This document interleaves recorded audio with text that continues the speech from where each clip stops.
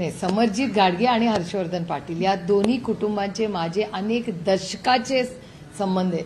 म्हणजे समरजित घाटगेंना मी किती वर्ष ओळखते आणि हर्षवर्धन भाऊंचे तर आमचे 5 दशकाचे कौटुंबिक संबंध आहेत.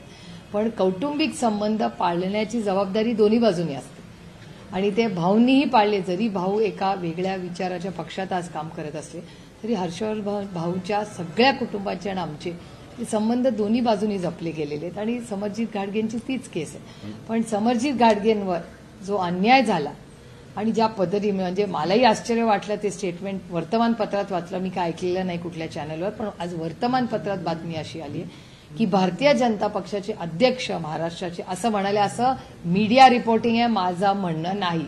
तर त्यांना विचारलं तर मी मीडियामधलं वाचून बोलते. त्यांनी असं त्यांच्या स्टेटमेंट रिपोर्ट झालेला आहे की आमची आघाडी झाली आहे, त्याच्यामुळे काही सीट्स आम्हाला सोडता नाही. ज्याला राहायचंय त्यांनी राहा, ज्यांनी जायचंय ते जाऊ शकतात. असं स्टेटमेंट भारतीय जनता पक्षाच्या अध्यक्षांनी केलं, असं मीडियामध्ये रिपोर्ट झालं. असं असेल ते खूप दुर्दैवी आणि हे हर्षवर्धन भाऊंच्याबद्दल आलं.